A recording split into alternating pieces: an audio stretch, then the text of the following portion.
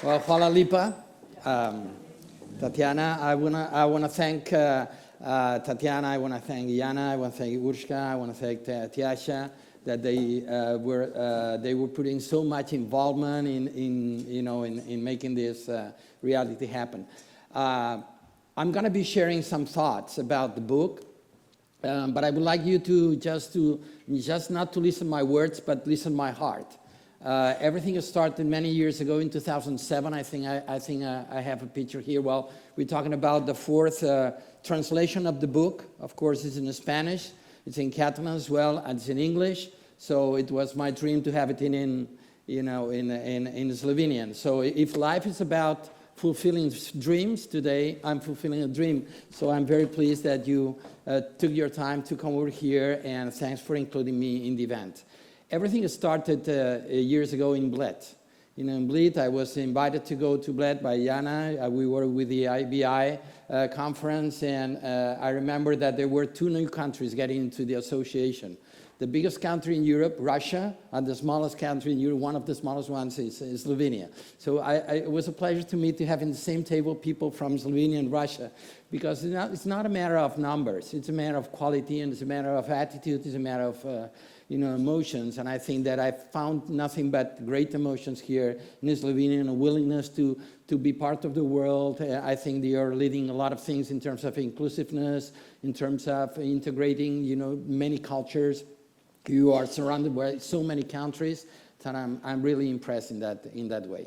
So thank you very much for your time. So I'm going to be sharing these slides, by the way, and we'll pass these slides to Urshka.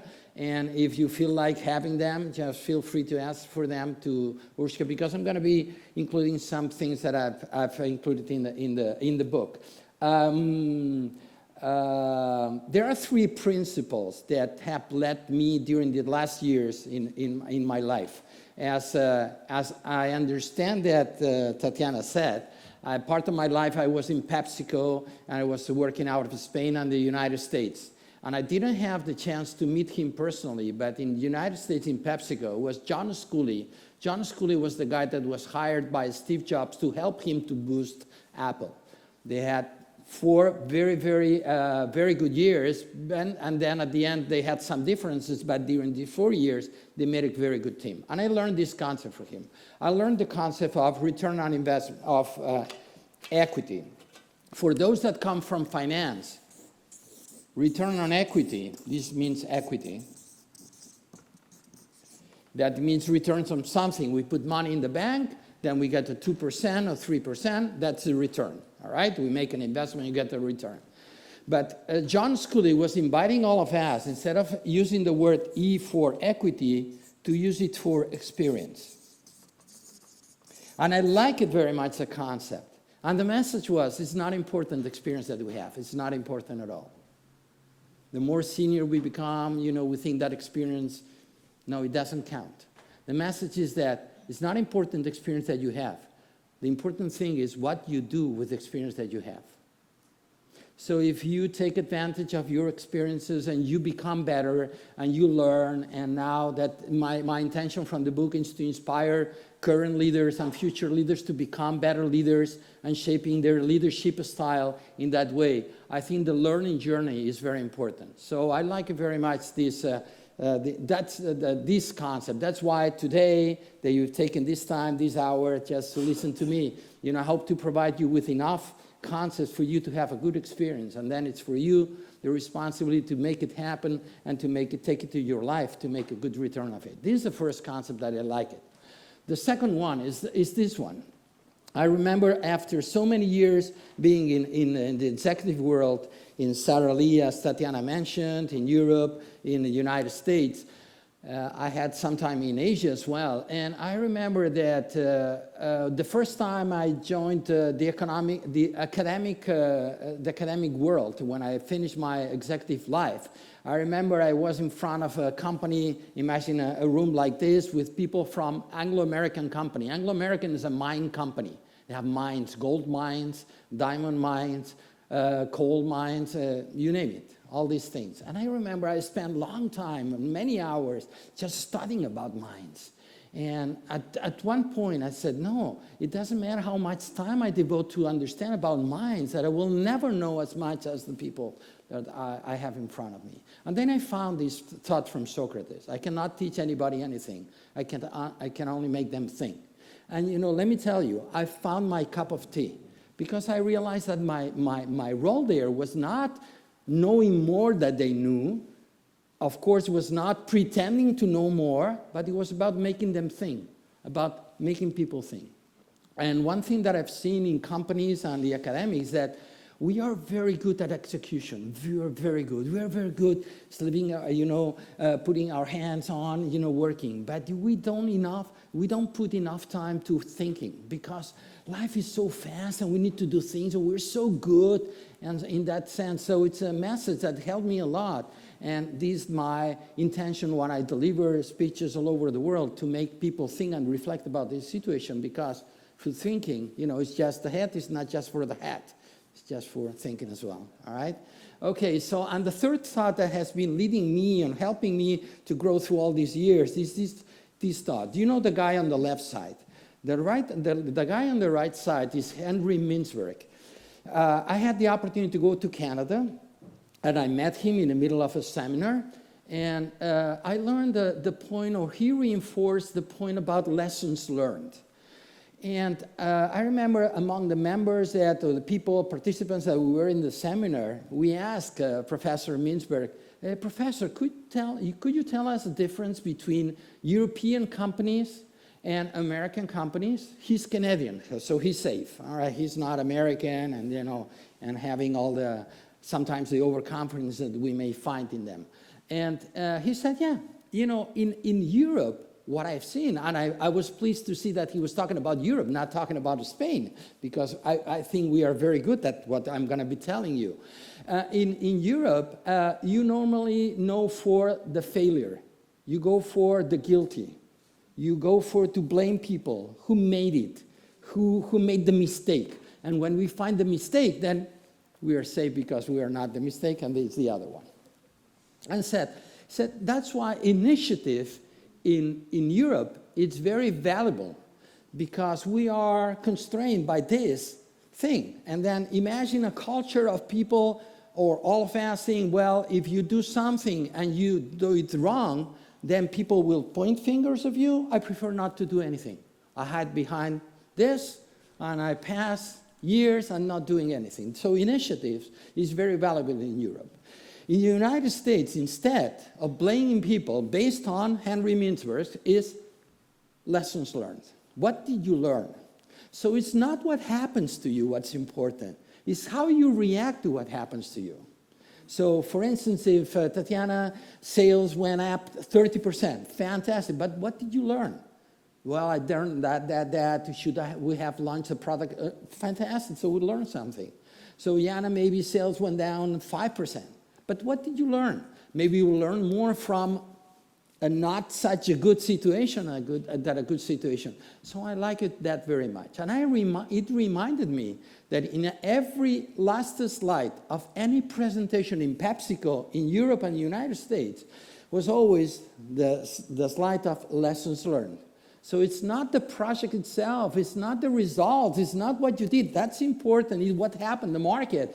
Maybe now the pandemic, all these things, but what did we learn from that? So I certainly recommend everybody, I'll try to do it with myself, personally, what I learned from that situation, what I learned from that experience, and in the learning is the progress in that sense. So these three principles have been leading me for many years, and I wanted to share them with you. Then I picked several concepts from 6 reflections from the book. In the book, there are many other reflections, but the book is just, as I said before, I just try that the book inspire current leaders and future leaders to become better at their performance and in making a better planet, a better world.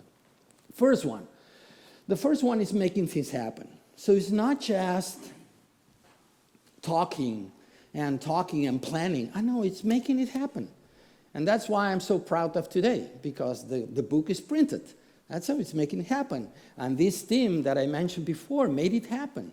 So I remember I was calling Ushka, do you need anything? No, I didn't need anything. We got everything. We got the translation and everything, and they upgraded the book in terms of terminology to help people to understand that better in the language.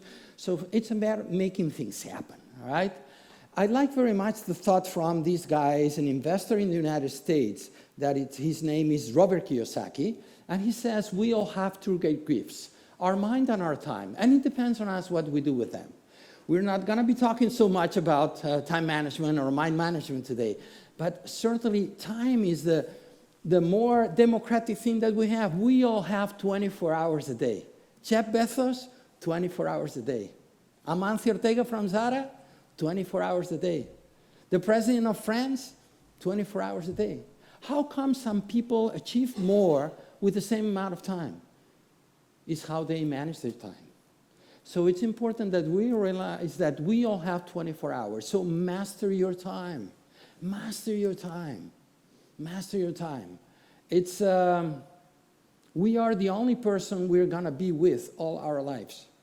All the rest are going to get in and out, professionally and personally speaking. So it's so important that we manage our time in a good relationship with ourselves, and we have to be our best companion in life.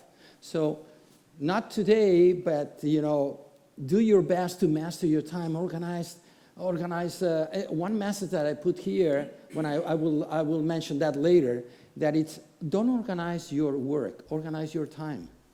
Because by the time we retire, the amount of time, the work that we'll have is going to be like this. But the amount of time is going to be zero. So I know that I have a slide regarding that later on, and we'll talk a little bit more about that. So I like it very much, this thought, and has led me many, many years. Let me introduce you to two gentlemen. One is Adam Smith, the other one is Alfred D. Chandler Jr. Adam Smith, he wrote the book, The Wealth of Nations. In that book, he includes the theory of the invisible hand. The invisible hand means that markets regulate by themselves. Brexit, Joe Biden, Argentina, China, exchange rates, oil prices, the pandemic, things happen, and then we are receptive, we take a look at them, and then we try to react to them. But then, 200 years later, we got Professor Alfred D. Chandler Jr. from the Harvard Business School, and he wrote the book, the theory of the visible hand, the hand that we all have to make decisions. So to raise prices, to lower prices, to negotiate here, to read a book, to, whatever. This, to buy a company, to sell a company. The spirit of the book is about the visible hand. It's not about things happening to us. It's about us making things happen. That's the spirit of the book. That's the concept that I was telling you. The concept of organizing your time, not organizing your work. So, and to do that, it has to be in your calendar, in the agenda.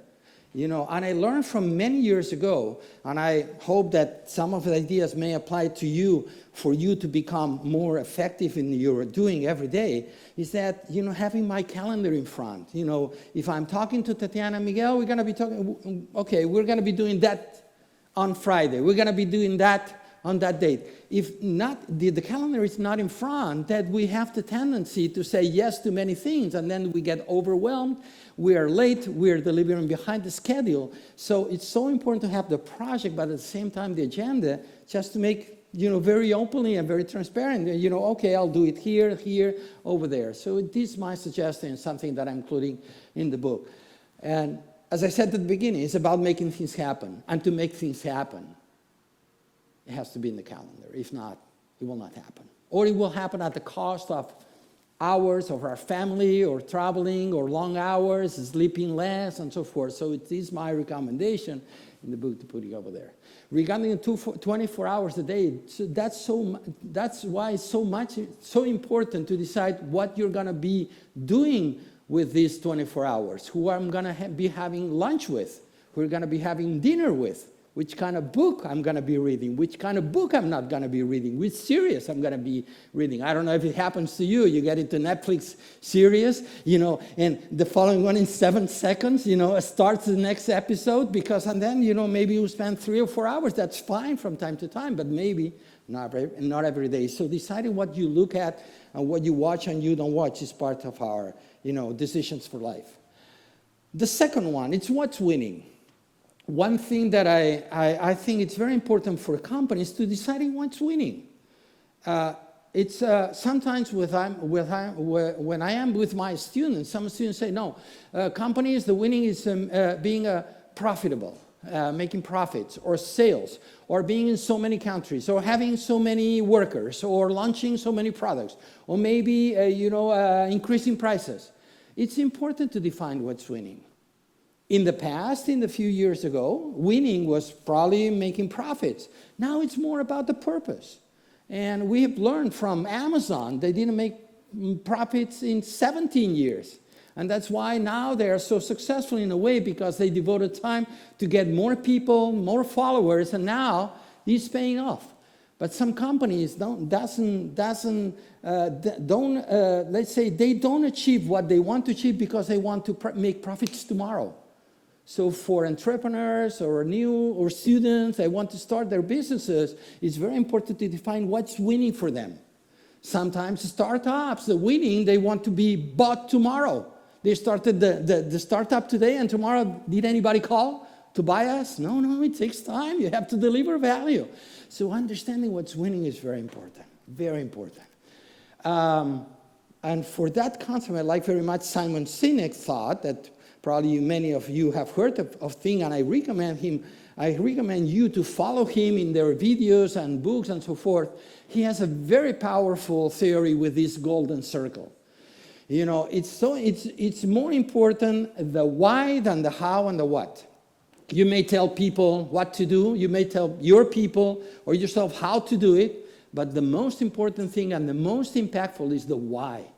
And think about your kids. How many of you have kids? How many of you have kids? Imagine if you tell them what to do, they will do it. But it's not important that they do it. It's important that they do it when you're not around. So if they understand the why, they will do it. It's not about setting up the table. It's about helping the family. And it means you are a member, you're an adult there, you're 5 years old. You have to have understanding that will make that person probably to deliver better when you're not around.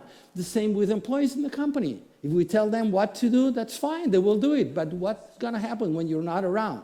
You expect them to have their own criteria to make it happen. So I really reinforce the idea of explaining people the why. The why takes time. And takes time, it means an education. It's not just training, in that sense. So let's go for the why. This is a picture that I took with José Luis Toral. José Luis Toral, he was my vice president in PepsiCo in Spain, in Frito-Lay.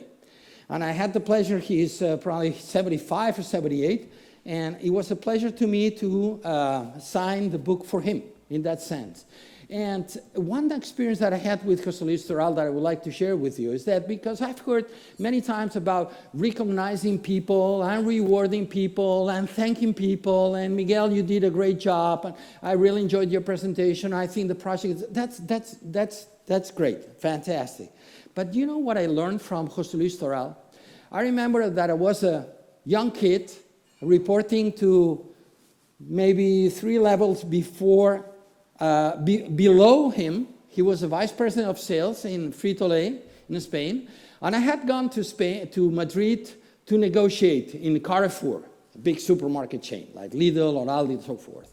And I remember I came back to his office on a Wednesday morning, let's say. I knocked at the door and opened the door and said, "Hey, Solis," and I saw him having a meeting with the 4 directors that were reporting to him.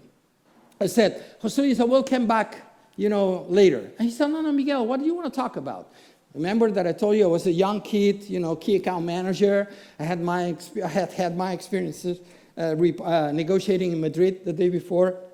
And he said, what do you want to talk about? Yeah, well, I wanted to share how the negotiation with Carrefour went yesterday, but I'll come back later. I said, no, give me a second. Do you mind to give me 30 minutes with Miguel? And the 4 directors left the room. When the boss tells you to go out, you're happy because finally you can work, all right? But, he invited me to sit there where Matei is sitting there, and I was sitting there. He asked me, remember, he was 4 levels above me or 3 levels above me. And you know what?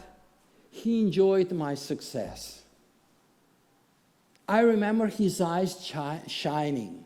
He gave me the opportunity at the right moment to let him know about my satisfaction the day before, because the negotiation went well. And I remember that he was enjoying that. He was not instructing me and you could do better.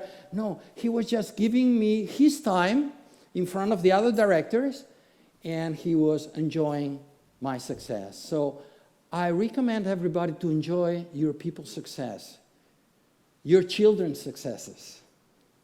Make your eyes shine. Send them the message that you're enjoying their life. And let me tell you, it's one of the best recognitions I've ever had. I've been getting promotions and probably salary increases and maybe some benefits. I don't remember them. I remember this moment. So it was a pleasure for me sharing that. And of course, another message that we are where we are because somebody gave us the opportunity. Don't forget them. Don't forget them. So having the pleasure to pick up the phone and calling José Luis and for him to be available, have a dream in Paseo de Gracia in Barcelona and share with him, imagine, if I can share a negotiation, imagine how the level of satisfaction when he sees many people that have been working for him, succeeding in life and making a difference. So don't forget the people that gave you an opportunity. And at the same time, to how many people have you given the first opportunity? So that's important when you're dealing with youth people, young people, to give them the opportunity, to give them the confidence to overcome the first steps in their careers. Come on, you'll do it. And being very close to them is very important. So that's another message that I include in the book. The third one, we had 6. Falling in love with the future. The name of the book came from this thought. It's about, everything will happen in the future. And people ask me, what about the present? The present I learned from Socrates. From Socrates 2,000 years ago. I was not there, but I read from him. And he was talking about the past is certain. But the present is short. And the future is uncertain. But the world is uncertain. We don't know what happened tomorrow. But I like very much the idea. The present is like this. Gone. Gone. Gone. The future is the following second. So everything will happen in the future. So we have to feel comfortable about dealing with something that we don't know. And it's part of the beauty of life. And let me tell you, it's not that easy. Many people are not comfortable with the future because they are more comfortable with the past and the present, but the future. But as I said, I wrote down in the future is to be written. It's not just to be read. If not, you will be doing the future, writing in the future that somebody, or following the instructions of somebody else that have been written that before that. So it's about writing the future. It's not about reading that. It's not about reading the statistics. It's about creating a statistics. So it's a message to, why not us to making the world different? Of course, there are more powerful people, and there are more powerful organizations, maybe more powerful countries, but we can make a difference in terms of quality through our thinking. And this idea comes from this guy. This guy is Larry Page, founder of Google. And he wrote, the main thing that has companies to fail, in my view, is that they miss the future. Because in a way, the future exists. In Spain, I understand exactly the same with Slovenia. We are not the top country in the world. We are not in the G7, all right? There are other countries. So I think there's an advantage in a way because, for instance, in Spain, if you're in a bread company in Spain, if you don't go to Japan once a year, you're missing the future. Because you go to Japan, you learn about textures, you get about flavors, you know about colors, and you apply them to your croissant, your sandwich, your bread. It's not about bringing sashimi or sushi. That's good. But it's applying new things. The Japanese are very good on this. Oh, Germans are very good in the automobile industry, or maybe Americans are very good in the retail business. If we don't travel to the future, we are missing something. And then I go to this future and I bring it to my present and I apply it to my country. So I think that not being the top country in the world and not the worst country in the world is an advantage. So the future is that we got to find which future. Is a company, is a country, is an industry. I think it's a potential. So let's not miss the future. It's about loving the ball. And Matei, you are a football player. She's Licky Martin. She's a player of Football Club Barcelona. Now the ladies are doing better than men, since Messi left the team, all right? But so now, but I like to honor her because she was a part of the team that made to the Champions League in the last year. The future it's like football.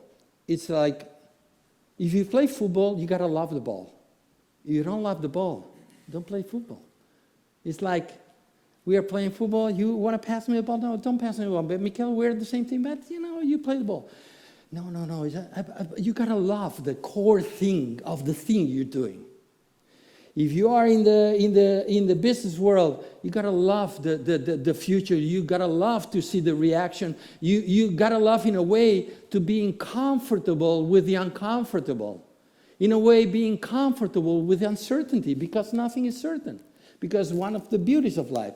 So in business, what's the ball? Maybe it's negotiations, maybe it's a project, maybe it's a dialogue, it's a difficult conversation. And the more you practice that, the more you practice the ball, the more confidence you get, and the more convincing you become. It's the same with business.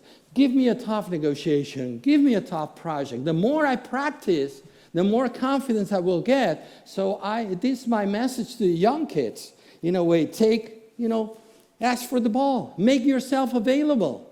You see, when you watch a football game or any game, you see top performers that are always asking for the ball. They are making themselves available.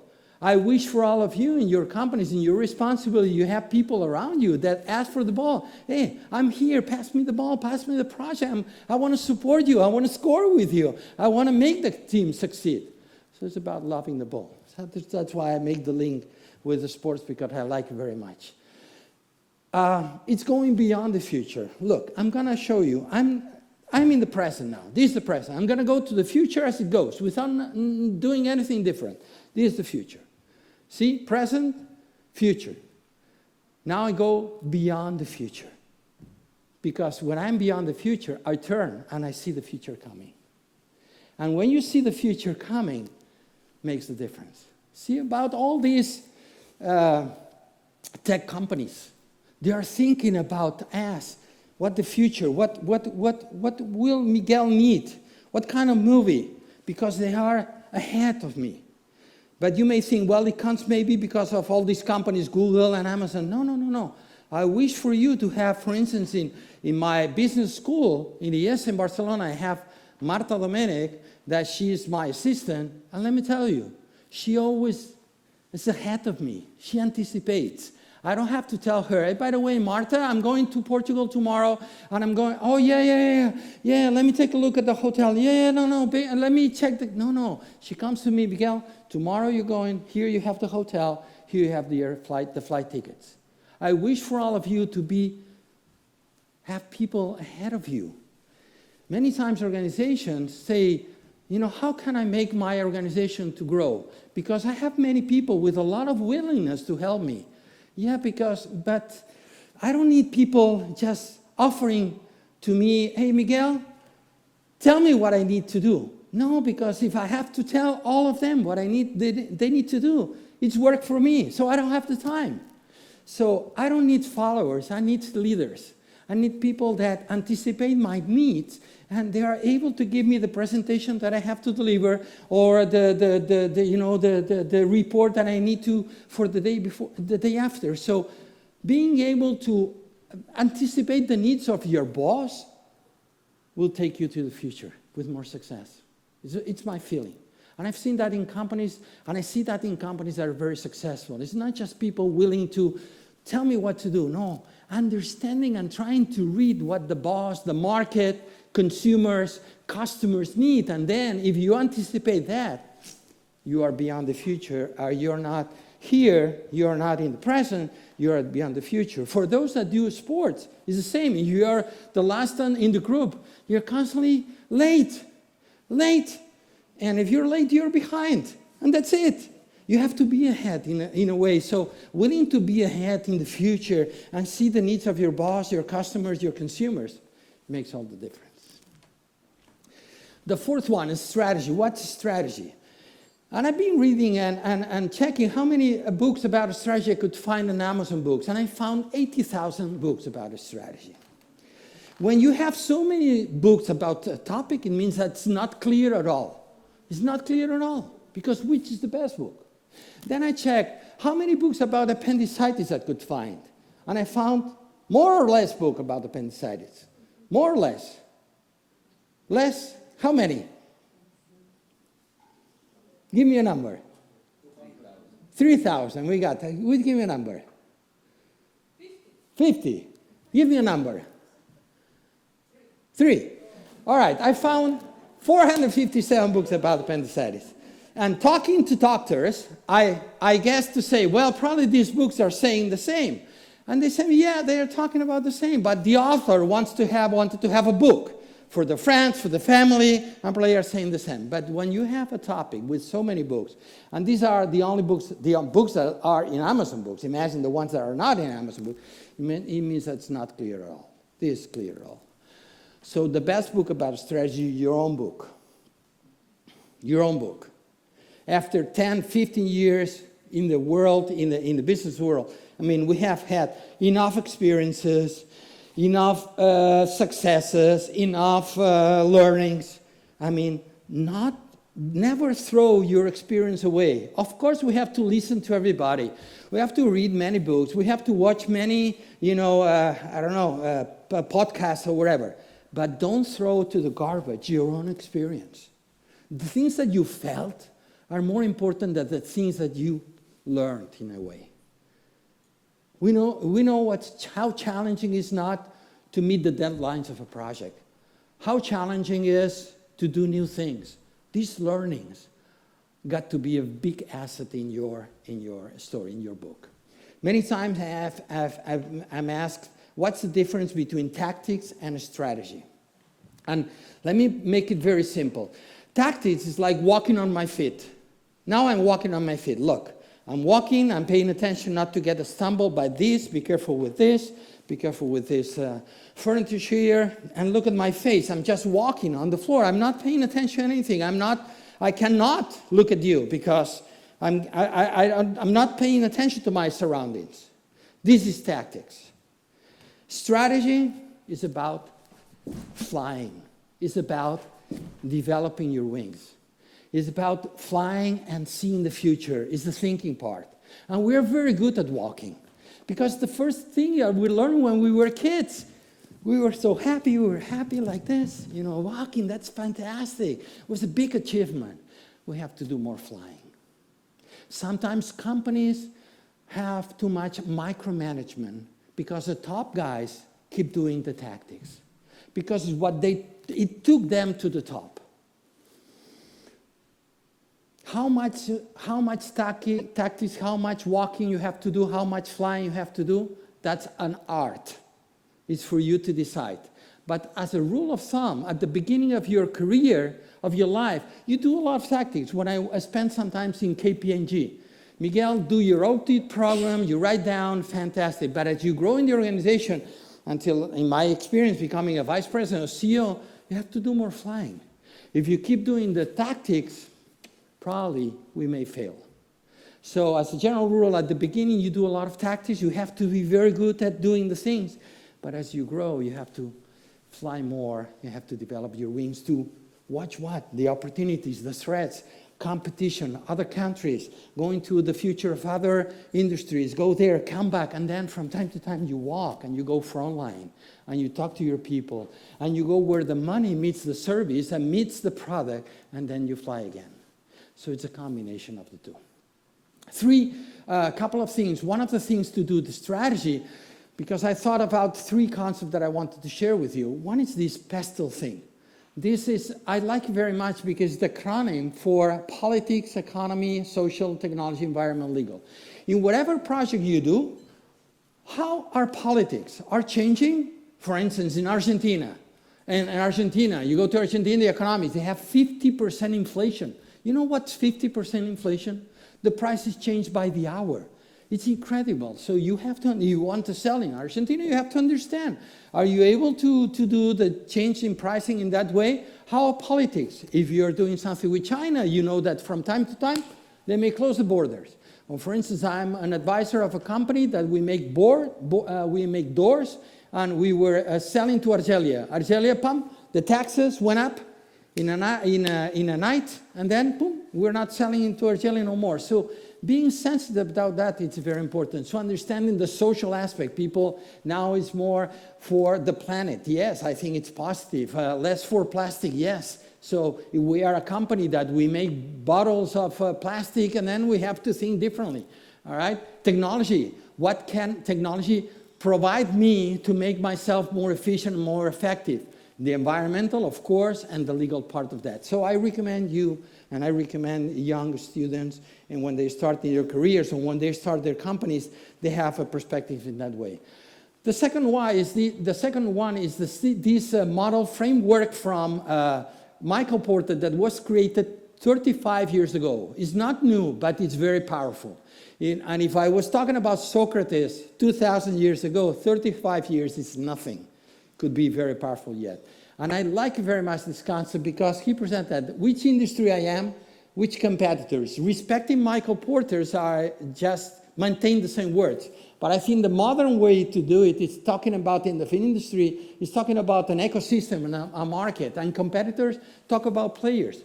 Because somebody can be a competitor today, but tomorrow can be my ally, can be my partner in that way. In the old economy, we're doing everything by ourselves. My cars, my warehouses, my factory, my people. In the new economy, we are open. We are open. We can outsource everything but our brain. You know, I can have some logistics working for me, technology working for me, people from other companies working for me. So a combination of these two make a difference. So these very good. Understanding who your customers are, understanding your suppliers, understanding who are the players. I like it very much.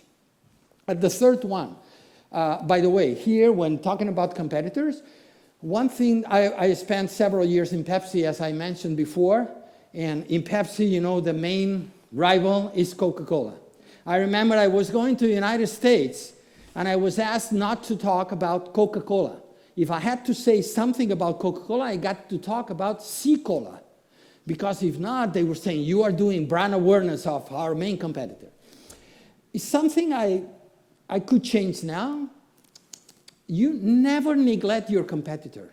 We are in the same game. We are in the same game. You have to drink Coca-Cola. Maybe not enjoy it, all right? Don't enjoy it, but you have to drink Coca-Cola. You have to feel the new bubbles. You have to see how sweet it is, the can, you know, because they are R&D for free. They're putting the product on the shelves for us to see it. If you don't take a look at this, you're learning. And sometimes we spend lots of millions of dollars, you know, just doing by myself in my laboratory. Don't talk to me about Coca-Cola, but they're doing the same. No, we are better. No, the own economy. You pay attention to everybody, and everybody can help you. And I think the future is more, not so much, if I may, about individual companies, but about making industries big or ecosystems big. They relate to each other, and we can take advantage of that. I once read in one article on a newspaper, the same day, on top of the page, Coca-Cola and Danone are working together to develop a bottle that's going to be more sustainable. Makes sense. You know, we're making bottles. Let's put forces together instead of just separated. In the same column at the bottom said, Pepsi and Coca-Cola are competing against each other to see who's the first one. Okay, so it's wasting money. There's things that we can do together to develop industries. That's my learning here. And the third one, the concept that it's a 5 idea from the book is this one from Lafley. Lafley, he was the CEO of Procter & Gamble, an $80 billion company, products like Ariel and all these detergents in the world. And I like it very much. Here on top I put, you know, the pestle thing that I mentioned before, the 5 forces from Michael Porter, and these 5 ideas. I think very powerful. I'm really impressed by people that are able on one page to put so many ideas. The first one, aspiration. What's the aspiration? Why you are in the business you are? Why you are there? What's the purpose? What's the vision? What's the mission? The second one, once you've decided that, you go for where to play, which categories, which markets, segments, channels, and then how we will win in chosen markets, and then capabilities and systems. You know the difference from the past and now? In the past, we were starting from here. Which capabilities I have, factories, people, talent, and so forth, and then I will see where I can reach from where I am. No, it's different. It's thinking about where I want to be, and then from there, build back the kind of company I want to have. So my limit is not myself, the limit is my future. So I encourage you, all of you, to go for the aspiration first and then go backwards. The same with the young people, not thinking about the things that I have, because the things that I have compared to what I will have is nothing. I know the languages that I know the experience that I know, that I have the experience that I have, but it's not about going from where I am to where I'm feeling that I'm capable to go. No, it's about where I want to go. And then I will build backwards. For instance, imagine that I tell you, I want to go to New York. I want to go to New York. So I'm not thinking about if I'm able to go to New York. No, I want to go to New York. I will try to make the money. I will, get a flight. I will get my friends. I will get a business. But I will go to New York. This is the aspiration. It's not, well, I'm Miguel. I have this salary. So I've seen that change of chip in a way in many companies that are making a difference. So this is my recommendation. Instead of going from where I am to the future where I want to go, and then build backwards. And to make the sixth concept is the implementation. This is a road in Transfagarasan, Transylvania, Romania. I have had the pleasure to drive through this road. It's 90 kilometers of road. It's fantastic over there. My message here is it's not important the car. If I have a Ferrari, a Porsche, a McLaren, you name it, the BMW, it's not important. The important thing is to make the road. And to make a road, we need people. And the more senior I become, the more important I see that it's not just about developing business. It's about developing talent. If you don't develop talent, your future is short. So that's why it's so important to all of us to do our best to, as you're doing, to help our students, our young people to become better and confident at what they can achieve. Because it's our role to give them confidence that they can do that. And it makes a difference. If you want to get short-term results, buy a machine. If you want to get long-term results, hire talent and develop people. That's very important, all right? And I like very much this formula that I got from François Miquel. He's a former General Electric vice president. And look at this formula. He's talking about strategy, acceptance, implementation, and results. You get the best strategy in the world, 10. McKinsey, Boston Consulting, Bain, whoever, you get 10. But people don't accept it, and people don't enjoy implementing it, you get a 10. But if you don't get such a good strategy, an 8. But you have involved people, and people accept it, and people are comfortable about implementing it, you get a 200. We might be here discussing for hours but this is what we get from General Electric. What I like it a lot is that 2 of the 3 factors, out of the 3 factors, come from people involvement. That's why many times there's so much gap between the formulation of the strategy and the implementation. Why is that gap? Because people don't accept it. I don't like it. It will not happen. Let me tell you, and they will not tell you. But you see that's not moving. So involving people, talking to them, listening to people is very important. And giving attention to people. I may not give you the best car in the world, the best car in the world, but I'm going to listen to you. And I want your ideas. I want you to be part, Matei, of the project. And let's discuss it. And when I am part of the project, think about family. When everybody's involved in a weekend trip, everybody enjoys it. But it's the father or the mother just telling, hey, we're going to go there. Okay, kids are going there. The difference about getting people involved in families and companies are so similar, so similar. Imagine when you're involving them in the dinner or in the lunch, or it's lunchtime, everybody coming, eating. No, come on, it's different than if you be part of the cooking or the same with companies. So my suggestion is we have to be better, me first, at involving people. And this theory from Mihai Csikszentmihalyi. This guy is from Hungary. He's a professor at Chicago University. And as I said before, I love guys that are able to put on one page so powerful ideas. He wrote about the flow theory. You may find the book and find his thoughts in internet. Look, he's talking about abilities and challenges. Nowadays that we're talking so much about motivation, and there are many articles and many studies that say, no, 50%, or I don't know, 70% of people are not happy, in their jobs, how we can motivate people. This is, to me, one of the best answers to all this thinking. Abilities and challenges. You get lots of abilities, and you don't have challenges, you get bored out. You get lots of challenges, you don't have the abilities, you get burnout. I love this because they're the two most popular words in business. Oh, how are you doing? I'm bored. How are you doing? I'm burned out. I cannot handle that. That's all over the world. All over the world. So, and this guy, Mihai, says, the goal is to try to be on flow. The right balance between your abilities and your challenges. By the way, apathy is a teenager on a couch for 10 hours with a remote control, watching all the series and watching nothing because no abilities, no challenges. So let's try to be on flow. And first question, not for you to answer it, where are you? If you are here, you are the most important person you report to. Remember, I told you that you are the only person you're going to be with all your life. So you are your boss. So if you have lots of abilities and you don't have enough challenges, you have to be able to create challenges or be able to share with somebody, hey, I'm ready for the new challenge. And because if not, you're going to get bored out. And let me tell you, life is too beautiful to waste it.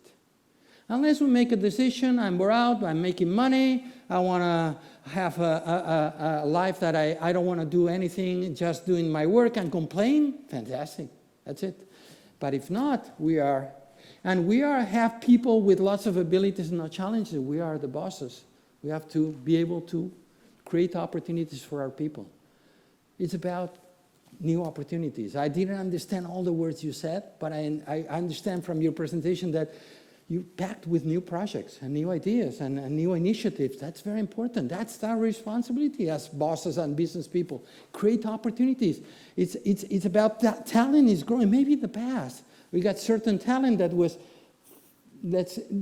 okay delivering. But now, this talent education is growing. And companies can do much more with this talent. We listen to them and we involve them and we make them accept, being our projects. If you have lots of challenges, not enough abilities, let's find abilities. I want to learn English. I want to learn mathematics. I need to learn artificial intelligence or wherever. Let's try to be on flow. By the way, Mihai Csikszentmihalyi says when you are on flow, you are happy. You're happy. You're comfortable. Oh my God, you're enjoying. He was trying to prove that happiness was not coming, believe it or not, from being 6 months on a Caribbean island doing nothing. The origin of the study came from that. Could be true that the main happiness may come from being in Puerto Rico or in whatever, in the República Dominicana, 6 months just under the palm and doing like this, piña colada, another piña colada, and he proved, and he tried to, not to prove, to reduce uncertainty about this content. He said, no, for what I've seen, and based on my observations, happiness comes from the right balance between abilities and challenges.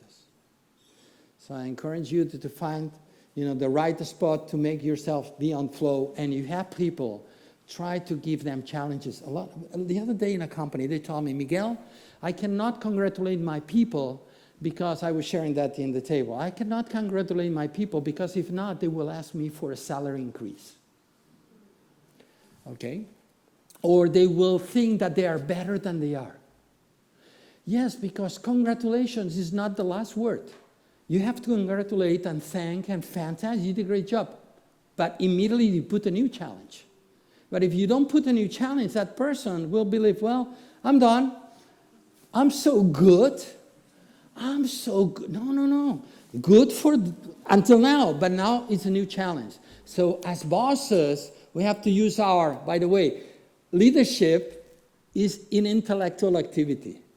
It's not about, no, it's intellectual activity, thinking. We have to use our brain. And when we see somebody that's performing very good, we have to congratulate them. Fantastic, but a new challenge in place. If we are not able to put challenges, that person will go. That's normal. Because we have to be able to create new projects, new challenges, and go for that. So these are part of, so the responsibility of a boss is not doing the things. It's just creating a space for the people that want to grow, for them to grow. Of course, in companies, we have people that want to grow and people don't want to grow. The people that don't want to grow, with all respect, instructions and control. Instructions and control. The what and the how. Punto. Punto. Punto means point in Spain. Punto. All right? Spanish. If people want to grow, you give them a space and the why, and they will follow you. And discerning, seeing who wants to grow and who doesn't want to grow is one of our main responsibilities. If we treat people that want to grow like they don't want to grow, they're going to be bored, burnt, or wherever. If we treat people that don't want to grow like they want to grow, we will not get the best from them. All right? That is important. So we have to challenge our people and ourselves. And I think the final one, taking advantage of the 5 forces of Michael Porter. Professor Bartlett from the Harvard Business School asked Mr. Porter for permission to use the same framework for these, what he calls the leading 5 forces. I think it's very powerful because in the middle we have the self, ourselves. And then we do managing up. We all have bosses. Maybe it might be the market, maybe the board, maybe managing down, subordinate, managing out, customers, partners, and competitors, managing across. I'll bet you that most of your time in the last weeks or the last year has been spent managing up and managing down. But not so much time with ourselves, with our managing out customers, partners, and competitors, unless you are in the commercial area, and colleagues. That's why these meetings are important, because colleagues can give you. So he's saying, come on, to be a great leader, take advantage of the 5 forces. First, be very well with yourself. Know yourself, your strengths, your weaknesses, your preferences. Spend time with your superiors, of course. Spend time with your subordinates, of course. Spend time with your customers, partners, and competitors, because you will find inspiration there. And spend time with your colleagues. And a lot of times we just use the subordinates and the superiors part. And reinforcing the idea of the self, I like very much this idea that I got from Novartis, Joe Jimenez, that he was the CEO for 8 years, and I like it very much. He was saying, it's not about leading the business. No. It's about leading self first, leading the team second, and leading business third. And for the most part, most of us do leading business, leading team, and then maybe I have time for myself. No. How come I'm going to lead you, Tatiana, if I may, if I'm not able to lead myself? How come I'm going to ask you for a job, Matei, if I would not give a job to myself? So I have to know myself a lot. I told you at the beginning, we're the only person we're going to be with all our life. So we have to know our strengths, our weaknesses, our preferences, where I'm doing my best performing. Then I will be ready to lead the team. And let me tell you, and then the business flows. Just for you to think. So, same person, you're the most important person you report to. Meet with yourself often. My recommendation, Friday, 4 o'clock, coffee with yourself, nobody else. White piece of paper. how I'm enjoying life. Maybe not every week, but now once a year. Maybe every other week, maybe not once every 5 years, because time flies. And then you realize that you've been working a lot and not achieving nothing. Because you are, thinking, what are your dreams? Your New York, or you're printing the book in Slovenian, and you make it happen. That fulfills you a lot. So meet with yourself often, because you're the most important person you report to. And the last sentence of the book says, today, whatever the date, is page 1 of the new chapter of our lives. So I hope that these ideas help you to shape a better future for all of you. And remember that we all are the visible hand of our lives. So thank you very much for your attention.